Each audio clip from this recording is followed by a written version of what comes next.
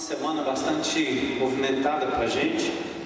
Eu saí daqui de Fortaleza na segunda-feira, fui a Recife para 2 palestras numa escola, falando sobre a criação de filhos na chamada pós-modernidade, a tentativa de fazer com que os pais compreendessem o tremendo abismo que existe da nossa geração, que vem da era moderna, com seus ismos, seus racionalismos, a sua mente cartesiana, suas respostas fáceis, sua esperança no futuro, no transcendente, para uma geração que não pensa no futuro, odeia os ismos, está completamente revoltada contra as instituições, decepcionada com as instituições, inclusive a igreja e a família,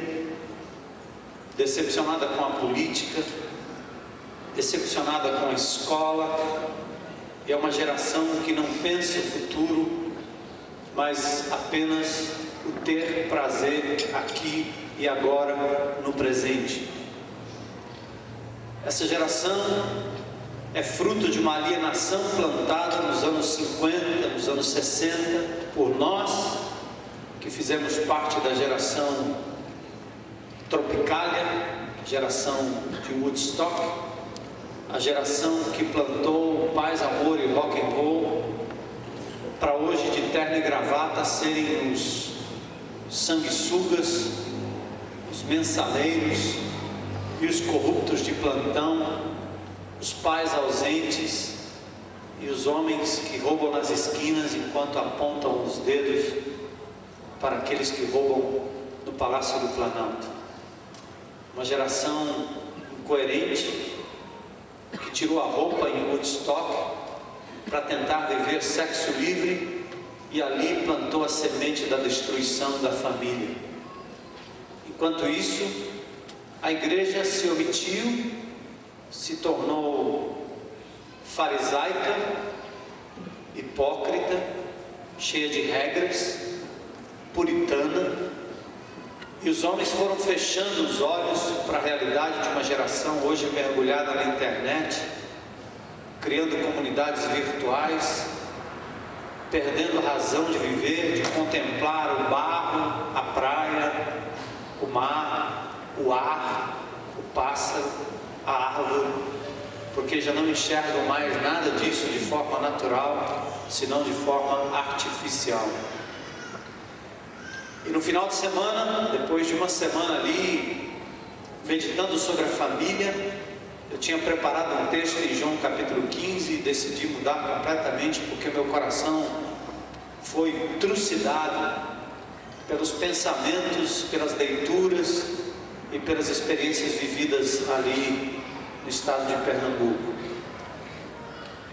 No sábado à noite eu tive a oportunidade de falar a mais de 20 mil jovens que estavam reunidos no centro de convenções, num evento chamado Recife Feliz, que era um contraponto do Recifolia, ou seja, o povo evangélico, principalmente uma igreja em particular, reagindo e oferecendo ao jovem uma alternativa de diversão, de lazer, a Recifolia, e acabou implementando o Recife Feliz. E isso foi tão bem feito e tão regado de empenho, trabalho e amor dos pais que faziam e fizeram aquela festa para os jovens, que o Recifolia acabou e não existe mais em Recife. Mas o Recife Feliz, para a glória de Deus, continua.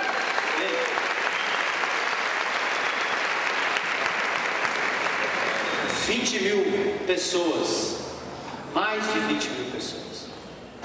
E eu preguei antes da chegada do Kleber Lucas no auditório lá no local. O voo dele ficou preso lá em Brasília, ele acabou chegando atrasado.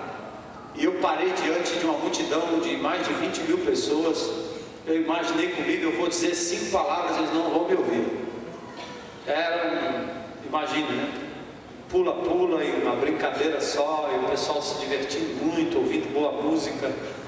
Mas eu preguei por quase 1 hora com uma plateia sentada, estática, parada, ouvindo a palavra de Deus como eu nunca vi na minha vida numa multidão naquele tamanho. Deus operou maravilhas naquele lugar.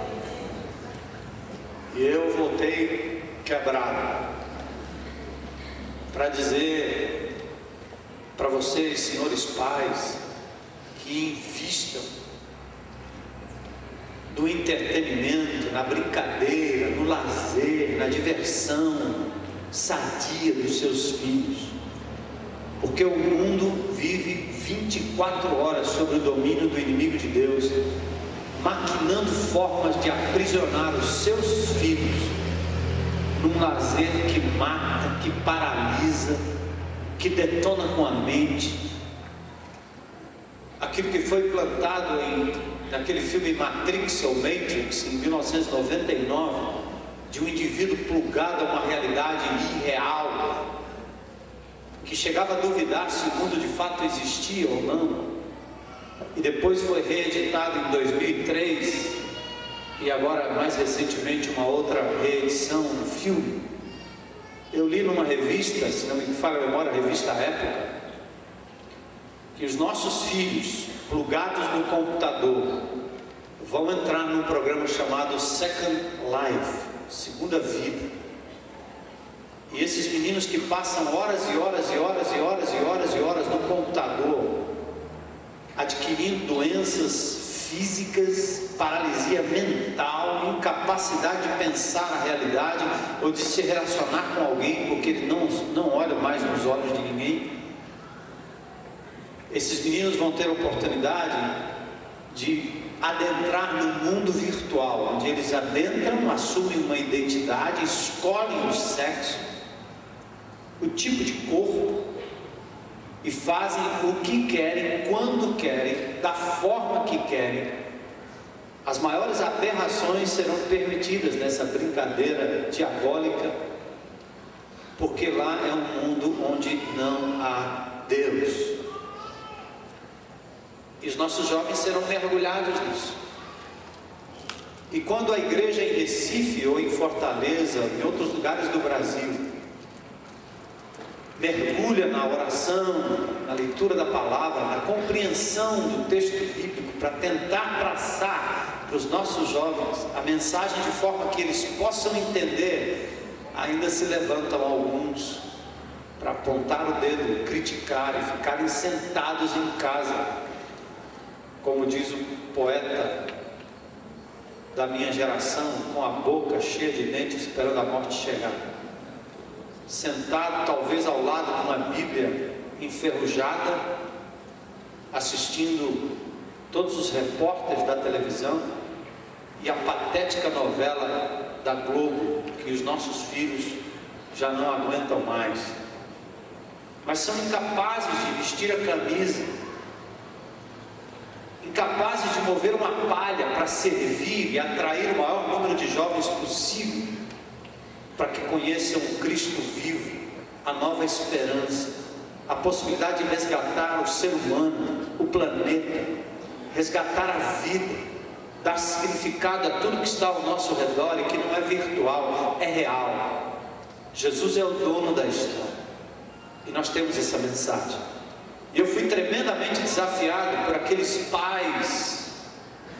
Eu vi doutores, eu vi gente simples, gente sofisticada, trabalhando em prol daqueles meninos lá no centro de convenções em Recife até 3, 4 horas da manhã. E eu quero deixar uma palavra de louvor a Deus, que tem levantado homens e mulheres que se juntam à liderança, como a do Nando, como a do Nelson. E eu sei que aqui nós temos também uma igreja que dá o suporte, que permite a essas pessoas, inclusive, o ônus do erro, do exagero, que às vezes acontece de quando em quando numa programação jovem, mas que reconhece no coração desses líderes, homens e mulheres de Deus, que amam Jesus acima de tudo, e que amam o Evangelho de Jesus e querem ver os nossos filhos rendidos aos pés da cruz. E hoje já não se comunica o Evangelho como se comunicava antigamente. A mensagem é a mesma, mas o veículo é outro. A mensagem é a mesma, mas a metodologia mudou. O vinho é o mesmo, mas o odre está ultrapassado. E se nós não acordarmos, nós vamos perder o bonde da história e vamos perder toda uma geração, enquanto nós mesmos vamos definhando nos marcos antigos estabelecidos para quem viveu na década de 40, 50, 60 e 70. Essa viagem não apenas trouxe uma reflexão nesse sentido e um desejo enorme de gastar os últimos anos da minha vida tentando tornar o Evangelho de Jesus o mais simples e o mais acessível possível para todas as camadas dessa sociedade, como também me fez ver a importância da família. Todas as nossas esperanças foram colocadas hoje numa urna, para não saber exatamente para onde vamos e em quem vamos confiar. Esse desespero e essa desesperança é geral, ninguém sabe. Talvez o resultado já tenha saído hoje, mas qualquer que seja o lado, o inimigo de Deus vai continuar detonando a família. E a igreja é o último reduto de resistência. A igreja é a única instituição capaz de viver a verdade pela verdade e na verdade. O diabo tem tentado destruir aquilo que já no mundo está destruído, a instituição família, com papai, mamãe, filhos, com relacionamentos, com tolerância, com vida a 2, a 3, a 4. Mas a igreja de Jesus ainda está incumbida pelo Senhor de levantar a sua voz e dar e ser para esses náufragos um lugar seguro, um porto seguro, uma ilha para quem está se afogando na inutilidade, na desilusão e nessa loucura que o Nando denunciou aqui.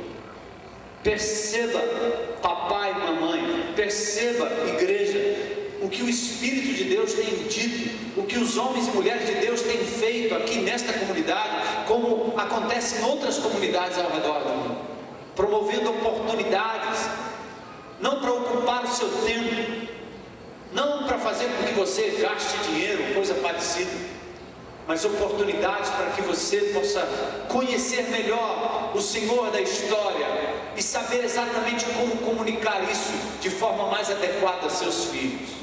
A igreja precisa reagir e fazer aquilo que fizeram em Recife, aqui em Fortaleza, ser capaz de remar contra a correnteza, ser capaz de ser um louco, o doido, o maluco por Jesus, porque há muitos que ainda estão desesperadamente buscando uma luz no fim do túnel, um porto seguro, uma verdade, alguém em quem confiar. É tudo que o Brasil esperava, alguém em quem confiar. E na falta desta opção, opta-se pelo mal menor e se espera que alguma coisa diferente aconteça. Mas a igreja tem essa incumbência, porque nós seguimos um Deus vivo, um Jesus que é real, que é história, que tem sido proclamado aqui de forma clara e objetiva, que tem um documento, tem uma Bíblia, tem uma palavra, tem um Evangelho. Ele não é uma ficção, ele é real. Ele promove mudanças e transformações que nenhuma ciência humana é capaz de promover. Ele ressuscita os mortos, ele dá vista aos cegos, ele levanta o doente, ele arrebenta com as cadeias do vício, como está provado no Lar da Paz, com os inúmeros meninos que têm passado por ali. Ele transforma vidas, Ele traz de volta o pai, Ele traz de volta o filho. Jesus é poderoso para dar à mulher solitária a dignidade para viver com Jesus, de forma séria, de forma simples, de forma pura. Jesus é capaz de dar ao jovem a esperança de construir um futuro, quando está todo mundo detonando todas as coisas. O jovem crente é capaz de construir o futuro e ser talvez as únicas pessoas confiáveis em que as empresas, as repartições vão estar olhando, porque são pessoas que ainda têm um resquício de dignidade, porque seguem Jesus, o Senhor dos Senhores, o Jesus que não se comprometeu nem com a política, nem com a religião estabelecida, nem com as mentiras do século I. Nós temos um legado nas mãos.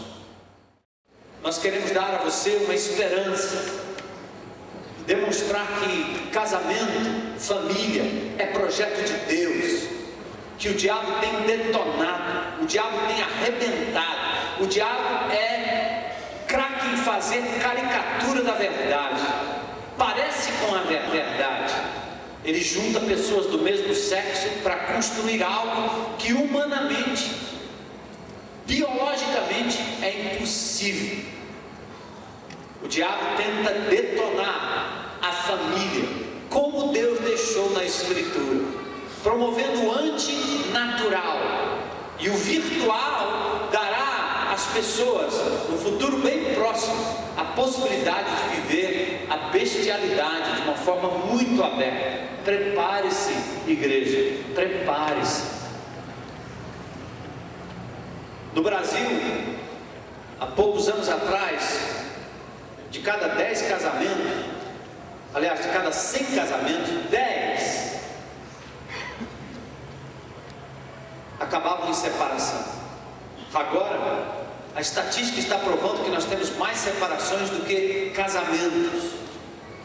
Os casamentos estão durando cada vez menos, como os romances do Ronaldinho, de Fábio Júnior, do pobre do Paul McCartney, coitado, dividindo a sua fortuna, a mostra do que foi o amor eterno enquanto durou, assim como demonstra as revistas, os jornais.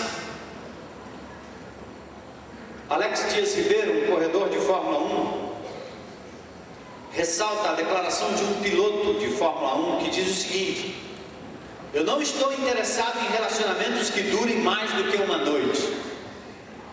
Que tipo de relacionamento é este? Aliás, um piloto de Fórmula 1 faz a cabeça, determina a onda e demonstra para o mundo que ser famoso é também ter esse tipo de filosofia de vida. A sociedade injetou dinamites nas bases familiares, assistiu impotente o acelerado desmoronamento do casamento e está vendo esse casamento asfixiado pelas consequências dessa implosão, enquanto demonstra a incoerência ao apontar para o núcleo familiar como base para a reconstrução de uma sociedade mais justa, mais digna e menos violenta.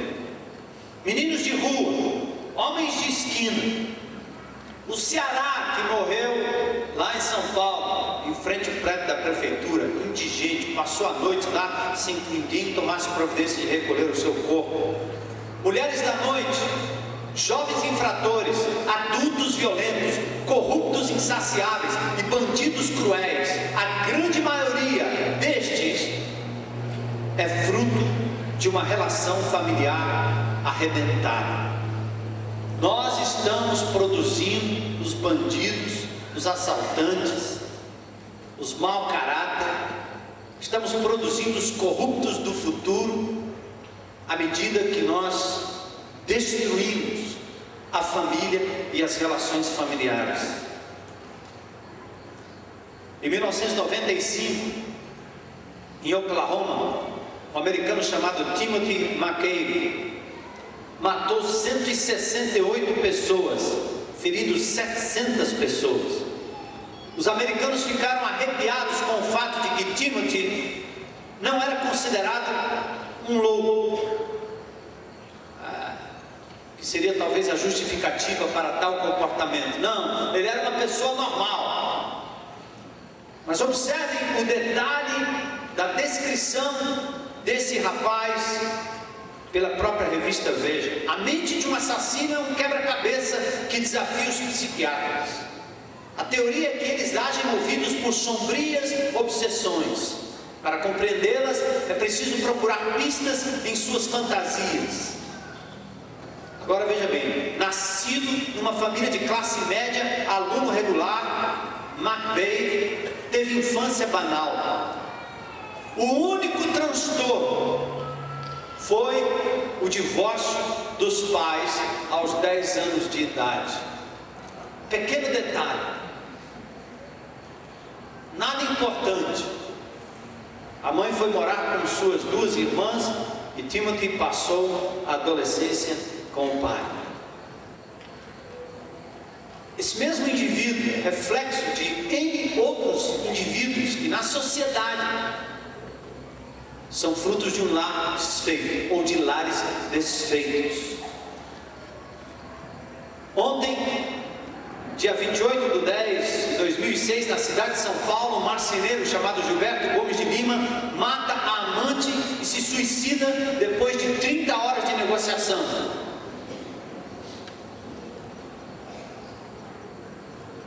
Que interessante, não é? Um filho na barriga,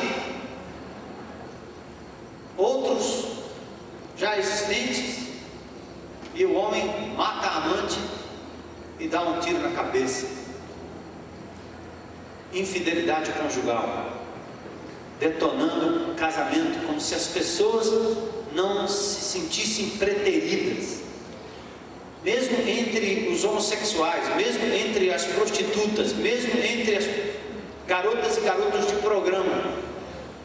Acontecem as cenas de ciúmes e os crimes passionais, mais do que se divulga. Os crimes passionais, as brigas por herança, as batalhas pela pensão, a execução vingativa, o desamparo na gravidez, os abortos e as traições compõem o cardápio da família brasileira. O que estaria provocando tamanha ruptura da estrutura familiar, amados irmãos em Cristo e amigos? A explicação do homem são os fatores sociais e econômicos. Talvez incompatibilidade de gênero, ou casaram com a pessoa errada, pouca idade, muita idade, desconhecimento, desnível social e cultural, mudança de comportamento. Ele mudou muito. Aí começam a dar os nomes, onde a ciência do comportamento a cada dia descobre um novo nome para cada distúrbio. A manchete da revista diz: mágoa, vingança, cobiça, duelos de advogados. A verdadeira guerra dos sexos começa nos tribunais quando o amor acaba. Se o problema é sempre o outro e as condições externas nos obrigam a desistir, não há razão maior para continuar alimentando ou tentando algo que traz tanto sofrimento e frustração para ambos, não é verdade? Filhos, parentes, empresa, bens, amigos, reputação, medo do desamparo, a não garantia da boa pensão, não são bases fortes e suficientes para sustentar um relacionamento conjugal. Principalmente quando tudo se resume a uma declaração: ouça, o amor acabou. A revista tem como cabeçalho o título: Eterno enquanto durou. Como é? O amor acabou? Será que eu estou ouvindo direito? Aliás, eu ouço isso na boca dos crentes. Homens e mulheres de Deus são capazes de proferir essa blasfêmia, essa impropriedade. O amor acabou sem nenhum raciocínio. O sentimento e a emoção é o que manda e comanda. O amor foi traduzido numa experiência aqui e agora, momentânea, subjetiva, existencial, como um adolescente que não quer mais saber do futuro. Não importa a formatura, não importa importa trabalho, o que importa agora é mergulhar no mundo das drogas, é mergulhar no mundo do prazer, é mergulhar no mundo virtual.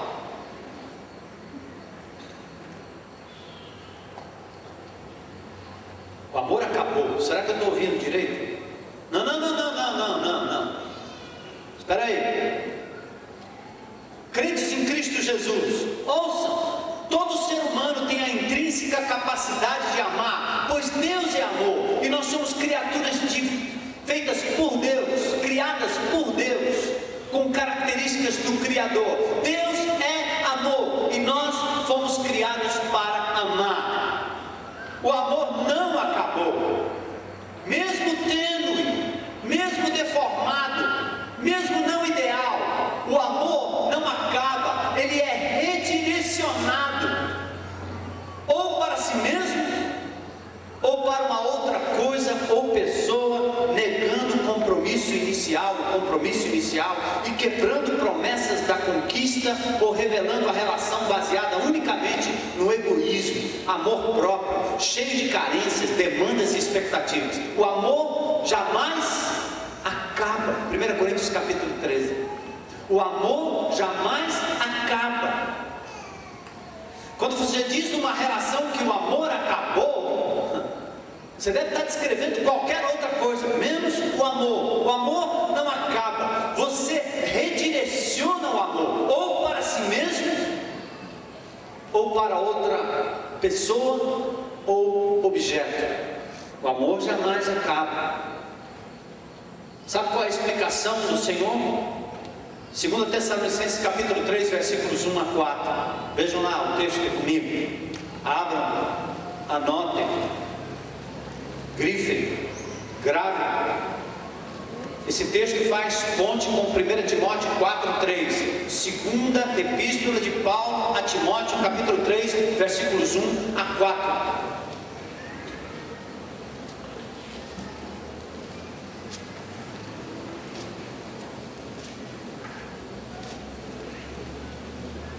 O apóstolo Paulo diz: saiba disso, nos últimos dias sobrevirão tempos terríveis. Os homens serão o quê? Egoístas, amantes de si mesmos. Ou seja, o amor não acaba, ele vira um egoísta, porque ele passa a ter só amor por si, por ele. Os homens serão avarentos, presunçosos, desobedientes aos pais, porque os pais há muito deixaram de exercer autoridade sobre seus filhos, há muito deixaram de impor limites plausíveis aos seus filhos e trocam a presença por dinheiro, por celular, por brinquedos, tentando comprar o amor da criança enquanto ele se passa de pai ausente. O mercado de trabalho atraiu a mulher, o homem também vai, a carreira profissional, a realização profissional, e Deus, e o plano de Deus, e o projeto de Deus, e a realização de Deus, ficam totalmente para trás. Esse é o novo modelo de família, de sociedade.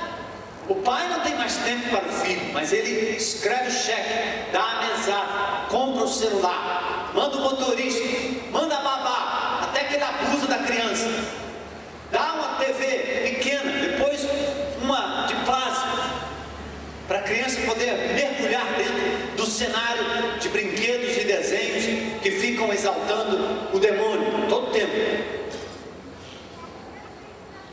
Compra um computador, ensina a criança a se desenvolver do ponto de vista da informática, porque eu não quero que meu filho seja um ultrapassado. Então, enquanto eu vou trabalhar, enquanto eu tenho outros compromissos, enquanto eu estou nos meus negócios, enquanto eu tenho que virar à noite, enquanto eu dou atenção para os meus amigos, enquanto eu tenho a cerveja no bar, enquanto a mulher não chega em casa, enquanto eles não se cruzam no quarto do hotel, o filho fica entregue a quem? A babá, a TV, ao computador. E tome dinheiro, e tome presente.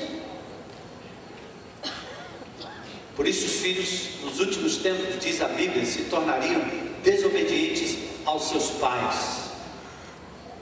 Eles se tornariam ingratos, ímpios, sem afeto natural. Essa palavra grega quer dizer sem amor pela família. Os jovens normalmente olham para você e dizem assim: a contar pelo meu pai e pela minha mãe, eu não quero nada com família, eu não quero compromisso, eu não quero ter que aturar ninguém, eu não quero um pai como meu pai, nem uma mãe como a minha mãe, eu não quero uma mulher como meu pai, não como minha mãe, não quero um homem como meu pai, a menina diz, e assim por diante. Eles olham na família e o reflexo é: eu não quero isso.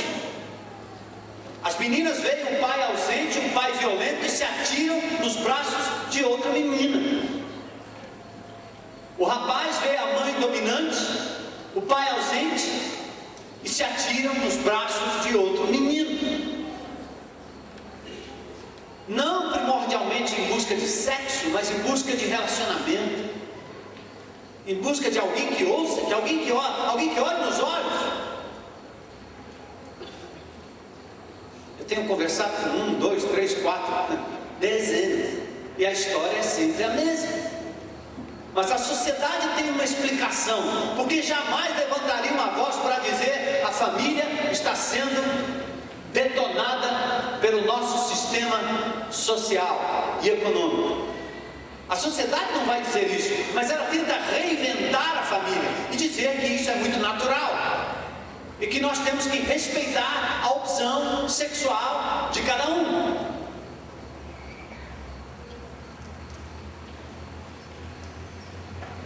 Mas a Bíblia diz o que, amados irmãos?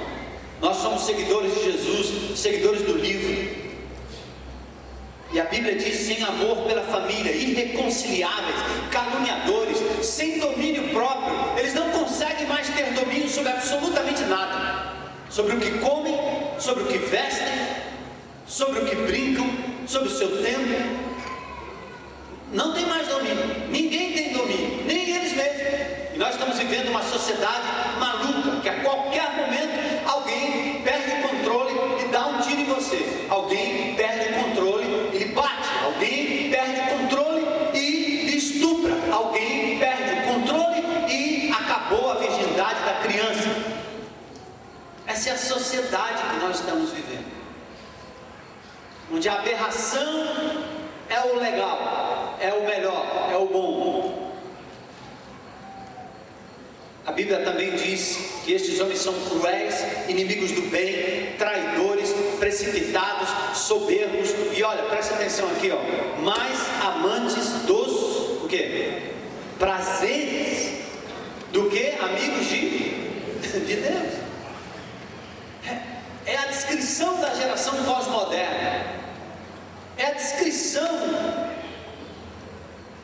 de um grupo de evangélicos adoecidos, porque preferem ser amigos dos prazeres momentâneos do que serem amigos de Deus. Porque ser amigo de Deus é esperar pelo melhor. Ser amigo de Deus é querer um prazer maior. Ser amigo de Deus é fazer como Moisés, que recusou ser chamado filho da filha de Faraó e obter todas as riquezas do Egito, porque ele preferiu passar pelo deserto e andar com o Deus de Israel e receber do Senhor a recompensa. Mas o povo de Deus não está muito aí com esse tipo de Deus, com esse tipo de Cristo.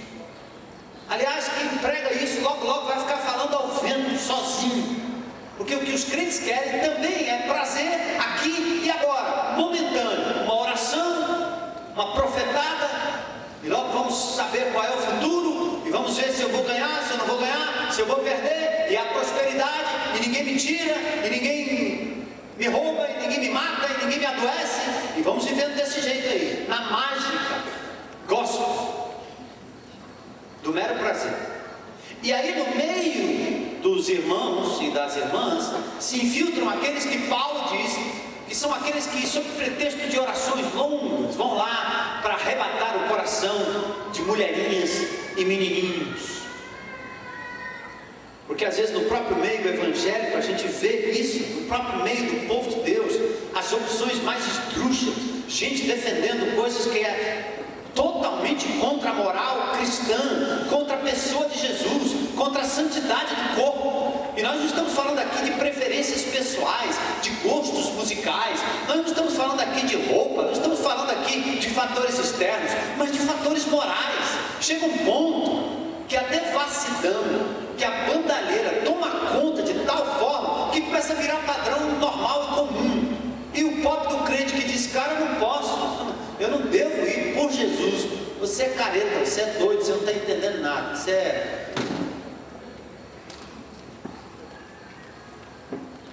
Olha o que Paulo está dizendo aqui sobre os últimos tempos. Veja se não é isso que nós estamos vivendo agora. Sem amor pela família, amantes dos prazeres, muito mais do que amigos de Deus. Deus não é um estraga prazer, mas o que Deus diz para mim e para você é: tenha prazer em mim, e eu vou satisfazer legitimamente os desejos do teu coração. Aprenda a ter prazer em mim, e aquilo que é bom para você, eu vou liberar. Na medida certa, no tempo certo, na hora certa. É a esperança que eu tenho para essa geração.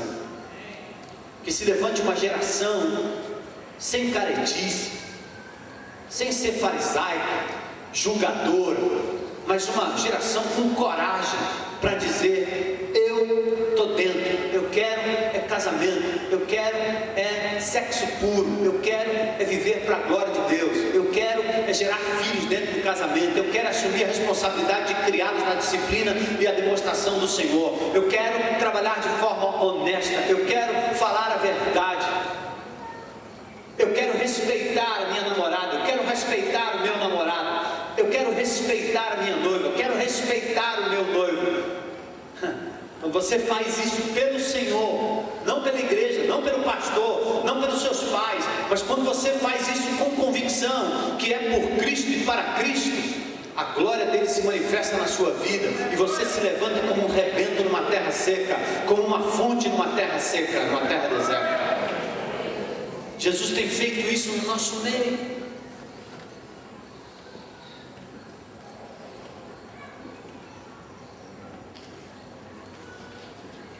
Paulo diz ainda no capítulo 4 de 1 Timóteo que esses homens nos últimos tempos denegririam o casamento, proíbem o casamento, não só porque não permite que aconteça do jeito certo, mas eles jogam contra. Quando você fica com a garota, você está implodindo a instituição do casamento. Você está entregando o seu corpo, o vaso, o Espírito Santo, para ser objeto de prazer momentâneo. Você está em busca de prazeres momentâneos muito mais do que ser amigo de Deus, servo de Deus. Essa palavra deveria ser abominada no meio dos crentes em Cristo Jesus. Eu quero que a juventude dessa igreja aqui pule, brinque, dance, debaixo de luz, debaixo do sol, debaixo da lua, no luau, seja onde for. Deixa os camaradas chamar de boate, quem quiserem chamar de boate. O que importa não é a escuridão ou a luz, se pisca ou se não pisca. Importa que haja luz na mente e no coração dos jovens que pulam e dançam diante do Senhor. Os pais deveriam estar lá pulando com eles para a glória de Deus. Deveriam estar lá com eles.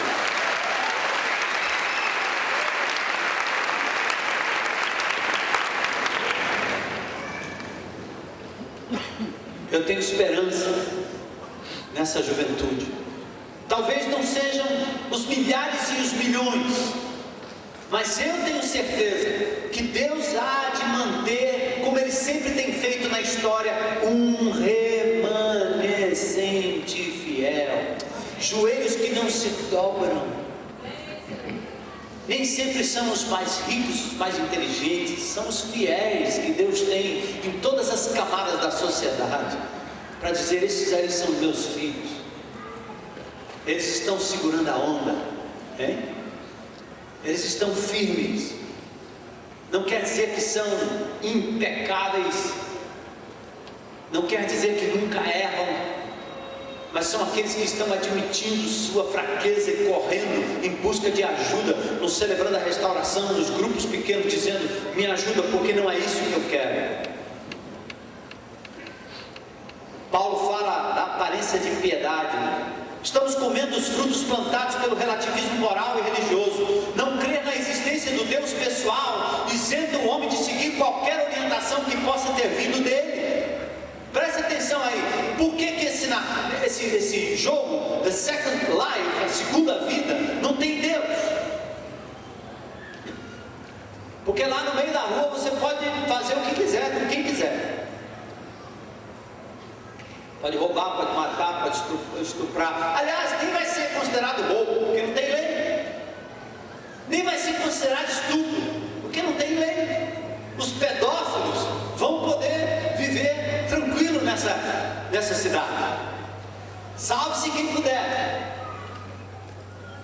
Imagine vivendo num mundo desse, onde você tem que trancafiar num cofre o seu filho até que ele tenha idade suficiente para se defender. Imagine você, papai, gerando uma menina, 9 meses, 1 mês, 2 meses, 3 meses, 4 meses, 5 meses, 1 ano de idade, e você tem que trancafiá-la num cofre, porque se ela sair fora, os abutres da pedofilia vão estar lá, os caras do cybersex, eles vão estar lá para bater foto ou para roubar sua filha, para fazer besteira com ela, porque a maluquice tomou conta. Mas esse novo jogo virtual vai ser possível fazer isso. Mas é tudo de mentirinha, pastor. É tudo de mentirinha.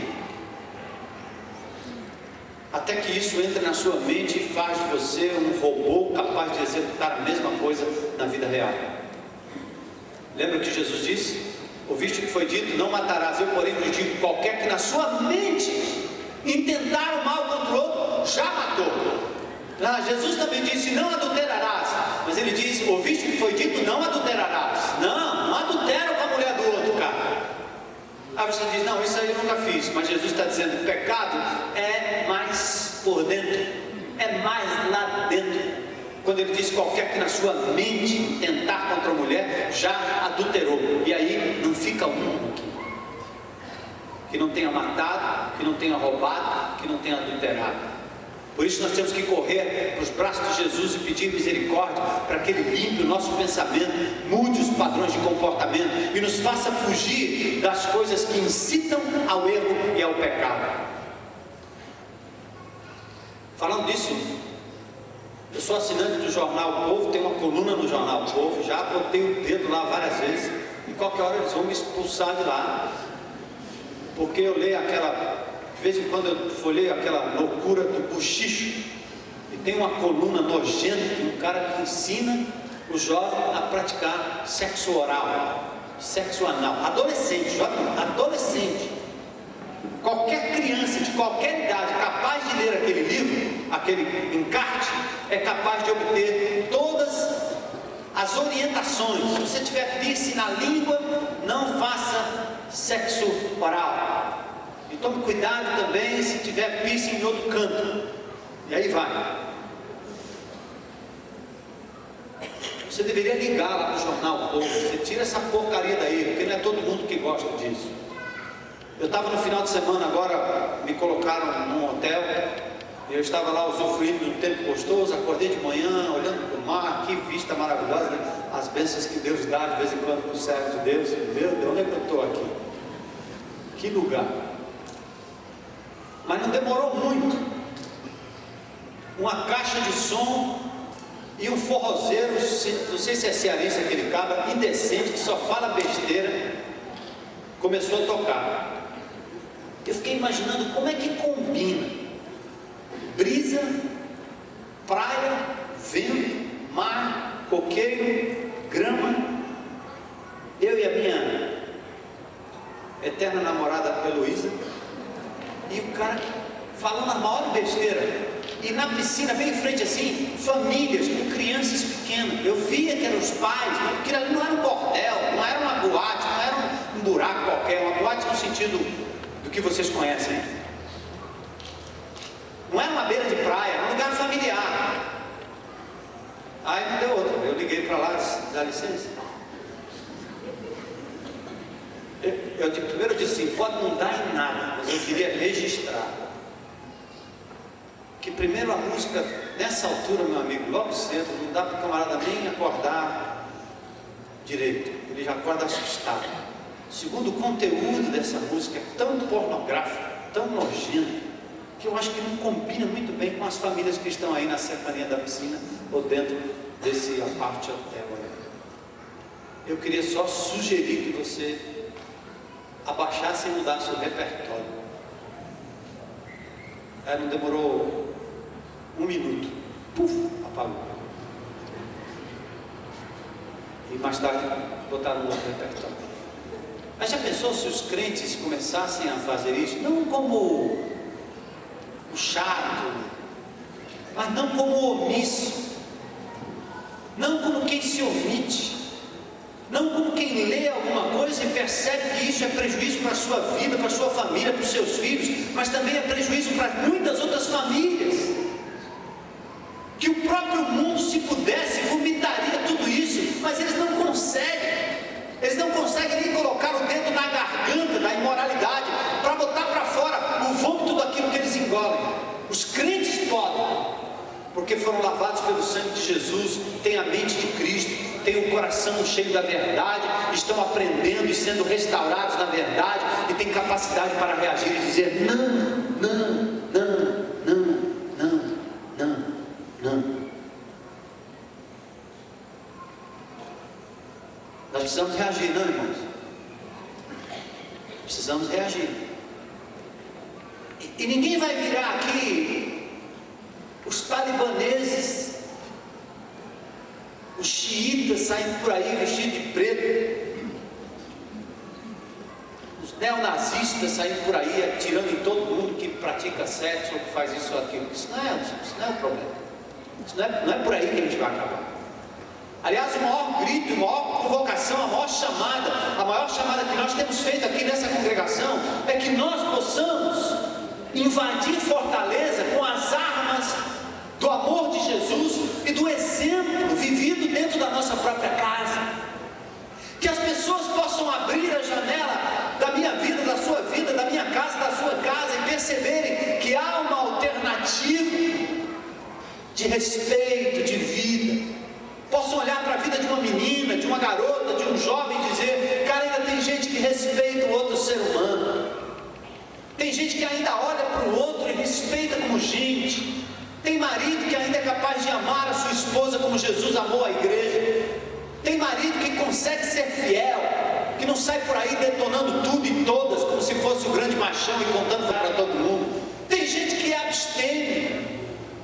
Tem gente que sabe fazer a coisa da forma controlada, que não é dominado pelo vício, mas domina, que para quando tem que parar, que não começa quando não tem que começar, que abre a boca para edificar, para abençoar e não para falar besteira.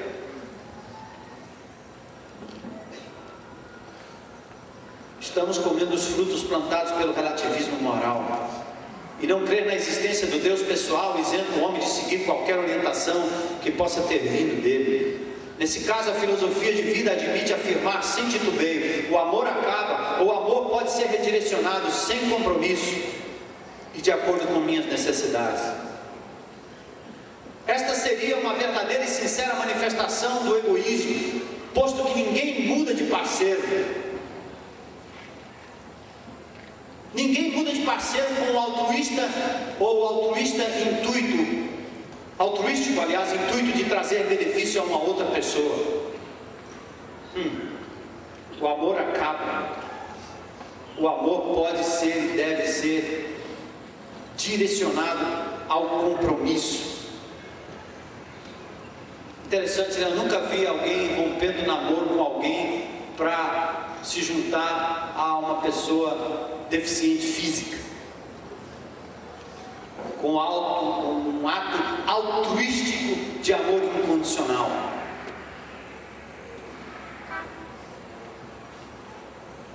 O relacionamento marido e mulher deveria ser mais forte e maior do que o de mãe e filho. Amor que recebe a criança como ela é, que luta até o fim, que protege, que guarda, que serve, a despeito das falhas, dos defeitos. Até aqui temos visto consequências só do egocentrismo. Olha os ídolos de hoje. Sabe quais são os ídolos? Olha para dentro de você. Eu, mim, meu. Os deuses que exigem toda a atenção, todo o serviço e toda a devoção em nome do amor. Amor a si mesmo. Por isso, sem Deus, o amor perde a dimensão incondicional de entrega, se transforma numa utilitária caricatura do amor. Qualquer relacionamento se torna uma paródia do perfeito amor de Deus e um potencial de discórdia, desentendimento e separação, porque nós vivemos relacionamento para idolatrar o eu, para que o outro sirva o nosso eu. Eu quero terminar dizendo que há uma luz no fim do túnel. Há uma nova perspectiva. Primeiro, porque nós somos nova criatura, nova criação. Cantamos isso a semana passada. Nova criatura sou. Nova criatura sou. Isso que significa um contraponto daquilo que o mundo está propondo lá fora. Para você jovem, para você adolescente, para você marido, para você mulher, singular, para você homem singular, para você filho, para você filha. Nova criatura, 2 Coríntios 5,17. Novo senhorio. Temos um Senhor que não é a moda, que não é o inimigo, que não é o virtual, que não é a informática. É Jesus. Lucas 6,46. Por que vocês me chamam Senhor, Senhor e não fazem o que eu vos mando? Disse Jesus. Somos uma nova humanidade, Efésios capítulo 4, Colossenses capítulo 3. Somos discípulos, somos chamados a um compromisso individual, somos desafiados a refletir o caráter de Cristo em nós. Somos discípulos de Jesus. Somos aprendizes convocados para permanecer na palavra, implicando em ouvir e praticar os seus ensinos. O discípulo deixa sua ocupação, deixa parentes, deixa tudo quanto tem, toma sua cruz e segue em frente até a morte. O discípulo não está acima do seu mestre, seu chamado é radical. Por isso, meu irmão, declarar-se conhecedor, declarar-se convertido e não se submeter, ou não submeter os seus relacionamentos a Cristo é o mesmo que negar o reino de Deus e não demonstrar arrependimento e negar o senhorio dele sobre a minha vida, a sua vida. Declarar-se conhecedor dos originais, defensor da palavra e não abrir mão de valores e conceitos seculares é o mesmo que negar a própria essência do cristianismo. Agora precisamos de um exame profundo. Somos discípulos ou somos religiosos? Paulo diz em 2 Coríntios 3,5: examinai-vos a vós mesmos se realmente estáis na fé, provai-vos a vós mesmos. O verdadeiro discípulo coloca um basta na independência humana e torna-se um incondicional seguidor de Jesus. Esta é a esperança. É uma geração comprometida com Jesus. É uma geração de discípulos que tem convicção que nós seguimos o Jesus de Nazaré, com seus princípios, com sua palavra, com seus princípios de pureza, de justiça e de verdade, andando na contramão da história, buscando o reino de Deus em primeiro lugar. Jesus não morreu para que fizéssemos melhor a obra das trevas, não. Jesus não morreu para a gente aperfeiçoar o que o demônio nos ensinou a fazer, não. Ele nos reconcilia com Deus e nos capacita a obedecê-lo de modo a nos tornar aquilo para o qual fomos criados. Temos que ter a marca de Cristo em nós.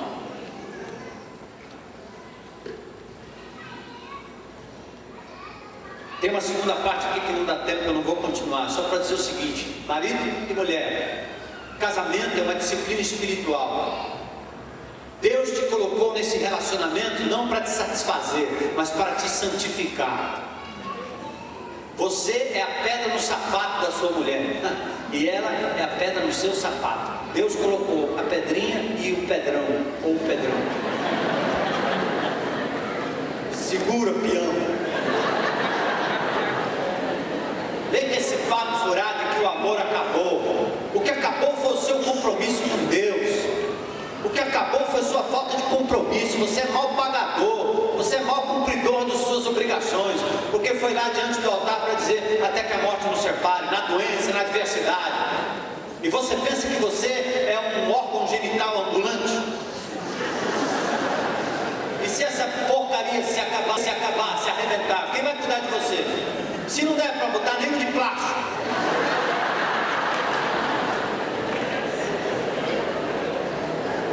E se você ficar inútil? E se você tiver um AVC? E se a AIDS te pegar? E se você adoecer na cama? Quem é que vai cuidar de você com amor incondicional? Quem é? Você vai se permitir ser descartado como se descarta uma garrafa de água? Ou você vai querer ser alvo do amor incondicional de alguém que é capaz de lhe amar na doença, na saúde, na abundância, na fartura, ou na escassez e na necessidade? Ei, menina, está procurando quem? Está atrás de quê?